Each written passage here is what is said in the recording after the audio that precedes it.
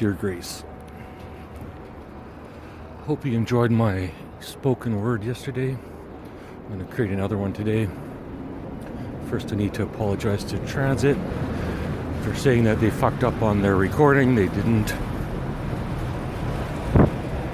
But what they did do is repair the other elevator.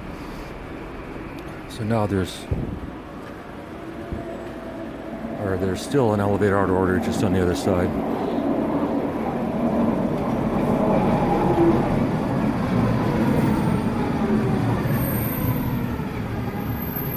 I came up with a hell of a transit joke.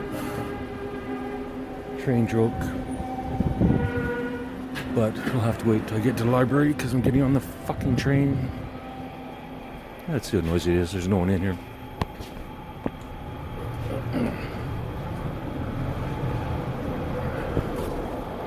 Here's the new transit joke. What they should do with these train tracks, instead of having them electric all the way through, they should do like a roller coaster. So when you get into the station, everyone gets off, everyone else piles on, the train slowly gets cranked up a big hill, and then let her rip. And then make it fun like a roller coaster too. Up and down, sharp turns left and right. So it's basically a ride from station to station. And this way, Grace, makes your daily commute a whole lot more interesting because you get to go on a roller coaster. You're back. It's a bit loud like this one, but that's the joke, Grace. Oh, that's two trains passing each other. If you can hear any of this, or any of this gets translated, it'll be a fucking miracle.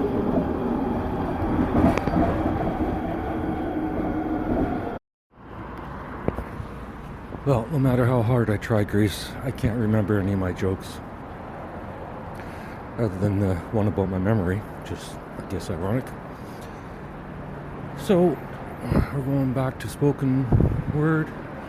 I'm going to edit up a 5-minute bit, 10-minute bit, 15, 30, and an hour.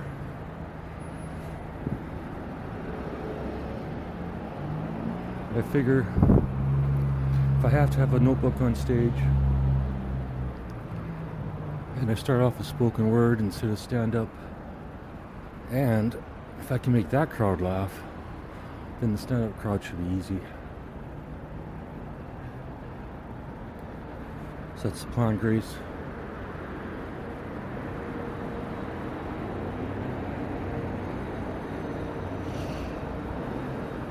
I still don't have any subscribers. I still have one person feeling sorry for me and sending me money, so thank you. Not for feeling sorry for me, but for sending the money.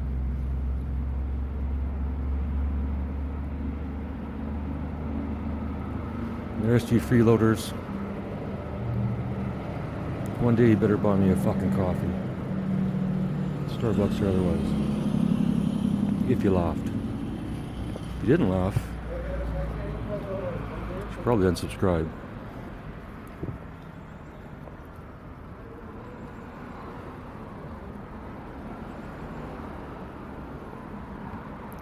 The train wouldn't have to necessarily be a full roller coaster. But how about this? How about just let's make it a little more exciting. Let's put some big curves in the line and some hills. Keep it electric. Let's just make it a little more fun to get to work and back. Make it a challenge to have to stand up on the train. Transit. I probably have 20 minutes, maybe 30 minutes of transit jokes, Grace. That'd be a good corporate gig, don't you think, Grace? I'm gonna buy a new belt today. The one I'm wearing is all tattered, hangs down, and it looks like a rope. Looks like he's a rope for a belt, but whatever, it worked.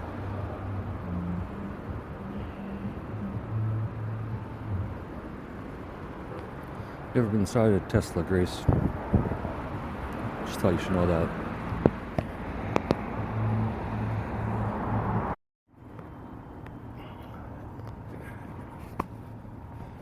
Dear Grace, it's the next day. Didn't have much to post, so I skipped it.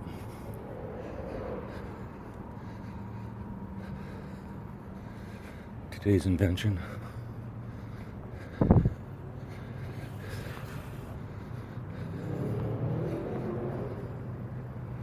Pants that look like normal pants, or jeans, just something normal. Sweats, doesn't really matter. But are completely waterproof. So you can sit on a wet park bench. It doesn't matter.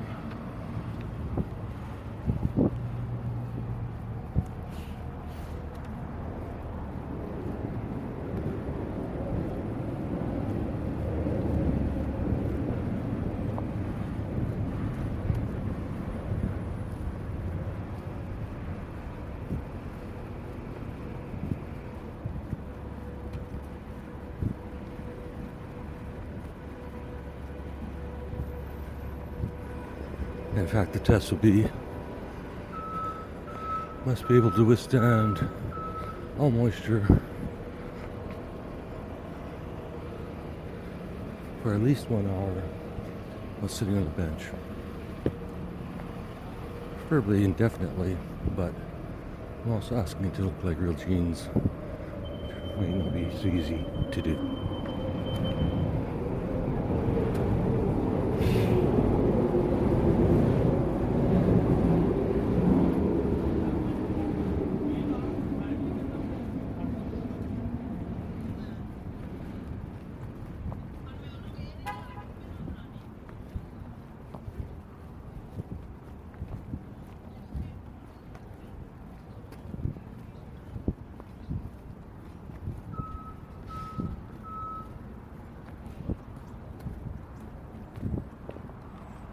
Decided, Grace, my movie idea about the simulation theory of everything isn't dark enough yet. I'm gonna have to darken that up.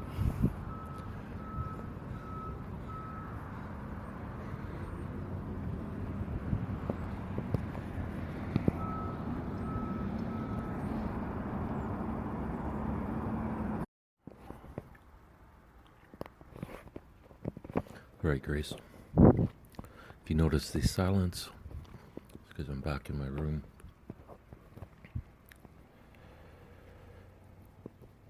I asked AI, or I fed AI most of my comedy, or at least a couple comedy routines, and asked to turn it into spoken word. Kind of worked, but kind of didn't. Still sounded like someone trying to do stand-up more than spoken word. And I can't win, because if I let it manipulate my words more, then it does sound like spoken word, but not my spoken word. So I said, fuck it. Decided just to rewrite everything from scratch as spoken word. Or as I imagine myself reading it on stage. Whatever you want to call it.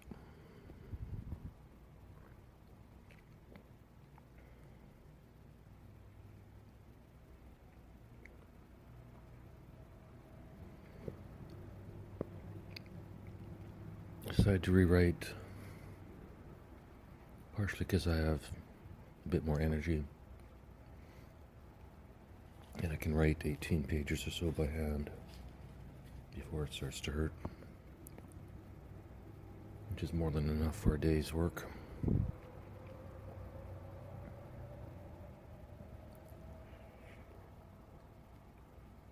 So the following, and although I labeled it December 8th, 2026, it's actually January 8th, 2026, or 9th, I'm not sure.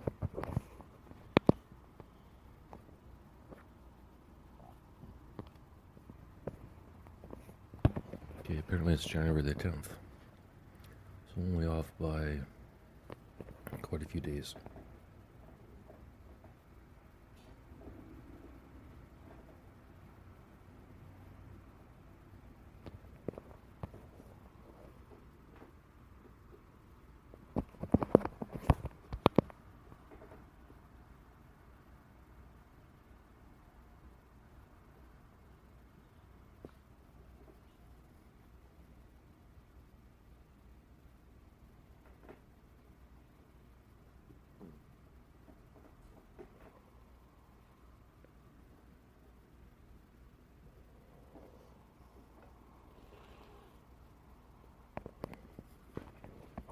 The other advantage of spoken word is I can just probably sit in a big old chair. I assume most spoken word events have some sort of chair that people can sit on, which is what I'm doing for this practice run. Spoken word, a day in the life of Dave. Practice 1.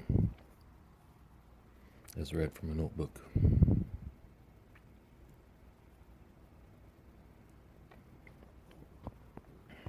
Hi, I'm David. I'm a retired autistic senior. I was forced to retire due to memory issues. Don't worry. It's not the bad kind, where you forget your friends and family. It's the good kind, where you forget your friends and family.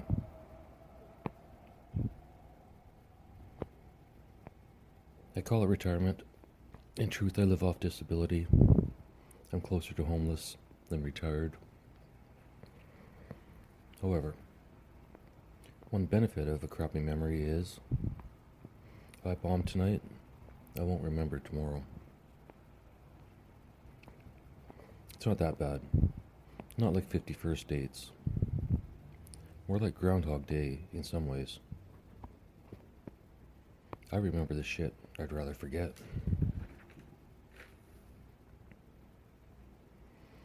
Retired and autistic. I'm autistic, or so I've been told. By doctors. By family. Friends. The police. That was a fun one. When the doctors diagnosed me with autism and ADHD, I disagreed. Strongly. I spent 3 days and nights writing a 200-page essay as to why they were wrong, and how the DSM is Satan's Bible. Okay, so sure, ADHD, but autistic? I'm not autistic because I don't recognize any mental condition, DSM or batshit crazy.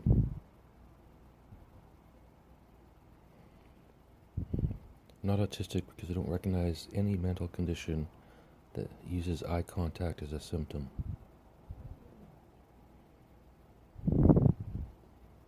We're all unique and fucked up. I'm a senior. I realize I don't look like a senior. Maybe I do. I'm single. Nobody to tell me the truth.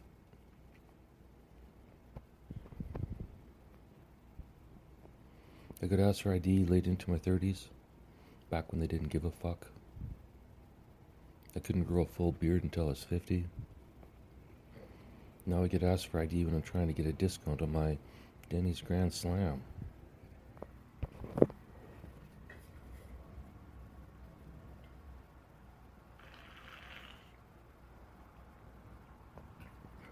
Almost half of my disability check goes to rent. The rest, weed, food, coffee. And when life gets to be too much, booze. However, to be fair, being on a budget, I'm unable to overindulge in any of those activities.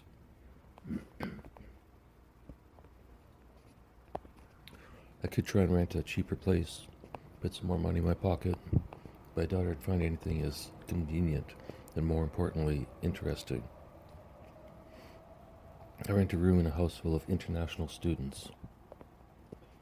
Obviously, I'm as Canadian as they come. I have no accent. Okay, maybe a mumble. I'm white as fuck. And although I don't think I look like a senior, I definitely don't look like a student. I found out later everyone thought I was from Russia. I'm not. I am a quarter Russian, but I'm full Canadian. Anyway, I've lived there 5 years now. Over that time, my floor demographics has changed from 5 guys to 3 girls and me. One room is empty. I'm a senior living with 3 pretty international students.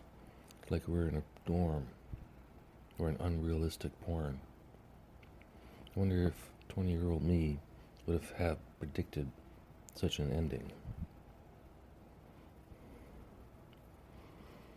All 3 of my housemates remind me of my half-Asian daughter.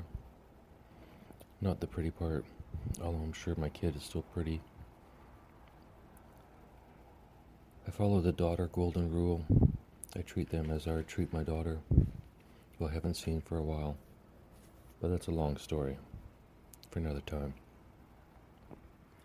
My point is, I treat my housemates as I would treat her. I say hi in the hallway. Otherwise, I don't interfere in their lives.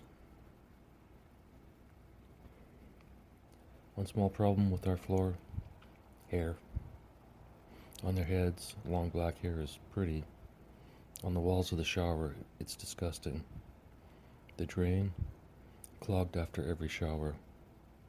I try and guide their hair down the drain with my feet, but I start to gag. It's in the sink, back of the toilet, floor, everywhere. I'm exaggerating, of course, but some mornings my stomach isn't the strongest, and even when they gather the ball of hair out of the drain and throw it into the wastebasket, I still have to look at it in the basket every time I go into the bathroom. And I'm old, so I go to the bathroom a lot. They don't hit on my pretty housemates. I remember the daughter golden rule. I wonder if they think I'm gay. Many people do. I get it. They confuse sensitive with gay. Big difference. Only one of these scenarios has me waking up with a cock in my mouth. Audience participation time. My time is almost up. One last joke. What would you like to hear? Blasphemy? Racism? Observational? Speaker's choice. Blasphemy? Good choice. You want super blasphemy or regular blasphemy? Super? Again, good choice. Okay, for super, I ask you to do one thing. Pretend for this joke I'm Jesus. You just come back to Earth, but with no powers. He becomes a comedian, and this is his first bit on stage. Also, for the first time. Hi, I'm Jesus. You may have heard of me. I'm not who you think I am. I'm the original motherfucker.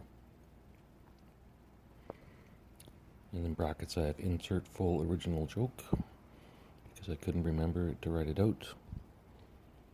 But anyone who's listened to this before has already heard it a million fucking times. Optional, the regular blasphemy joke. The Jesus and Mary phone, which I've already said a couple of times, but this is a rewrite in my new format of spoken word, which clearly is the only thing I can do, Grace.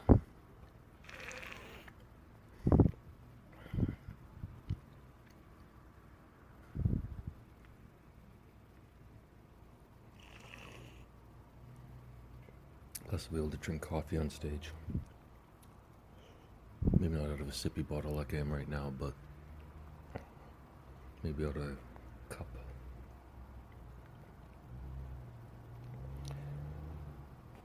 Regular blasphemy joke. I watched a video the other day of a priest warning about the evils of porn. He says his suggestion to stop, make the backdrop. His suggestion to stop, make the backdrop a divine image, a picture of Jesus, the Virgin Mary. This is supposed to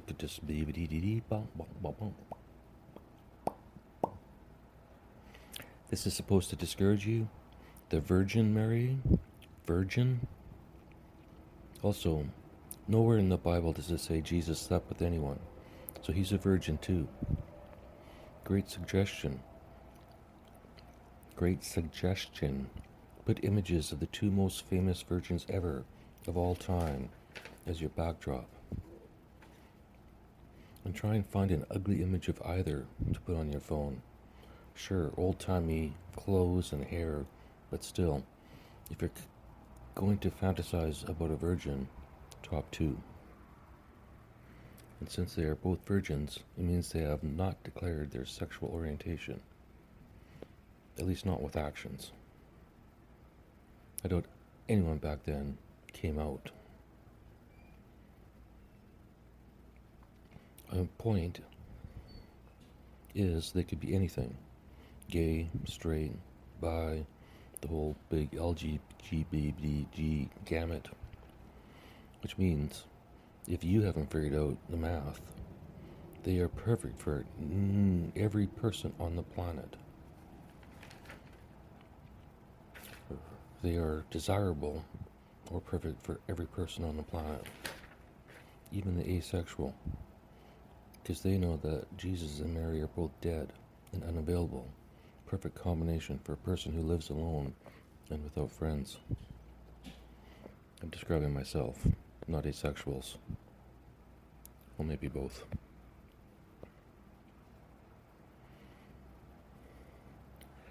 The priest's other great suggestion, make your password the sign of the cross. Bad idea. First, limited options number-wise. You're basically telling everyone to use the same or similar passcode. Easy for the priest to later break into the phone. What this genius, pious God servant actually did is give masturbation instructions. Think about it. Sign of the cross, up and down, left and right, repeat, especially if you're sinful. Boys, up and down with your hand. Girls, left and right, or both. Keep going until you see Mary or Jesus, whoever in the Bible turns you on. And when you release, it's just like when your screen unlocks and you can watch your favorite video, porn, YouTube, Netflix, whatever. Maybe the worst sermon ever by a priest. Good intentions. Keep your hands off yourself. Or maybe not. Whack off 10 times per day. Instead, this is my suggestion. Upload your photo to AI. Ask it to create an image of the devil cutting off your dick, with the priest in the background saying, "I warned you." Or hands, if you're a female. I live in a house with 3 pretty girls on my floor, but the rest of the house has a mix. As to the house is on either side of mine, maybe 25 to 45 people in total. A mix of boys and girls, not pretty and ugly. I'm the ugliest in all the houses, as well as the oldest. I don't hit on my roommates, as I'm in love with a woman half my age. A young lady, half my age, I think. Looks-wise, for sure, but I don't know her age. The story of how I fell in love is long, and I'm tired of telling it directly.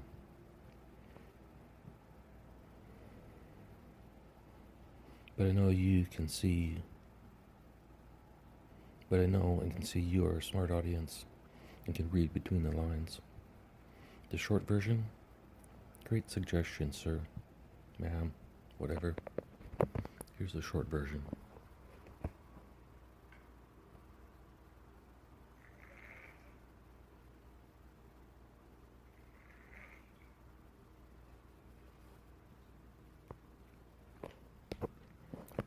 Short version. I wasn't expecting to retire ever. I was a computer programmer, and although I hated working for others, it paid the bills. Well enough that when my daughter went to university, I was able to travel Canada and work from home, whichever province that may be. Then, something clicked.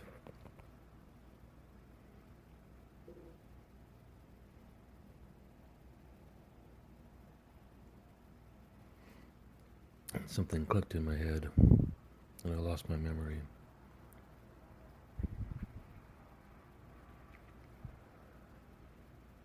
And from one day to the next, I couldn't remember what I programmed the day before, and although I could go back and review, it got to the point where I spent more time reviewing than being able to actually work and add on to the program. Again, using the 51st Dates example, at least in that movie she could spend 30 minutes and then get back to her life, or 30 minutes remembering or reviewing her life on tape and then get back to it. It takes me 3 hours to recall what program I was even writing. I didn't have a chance.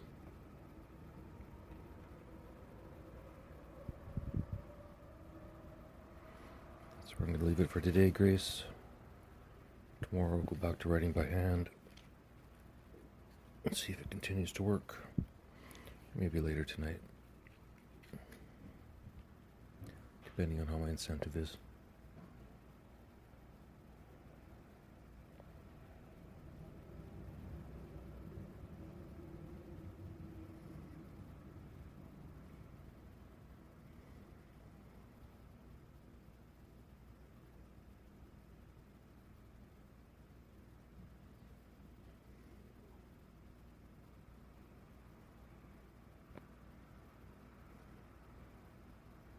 Talk to you tomorrow, Grace.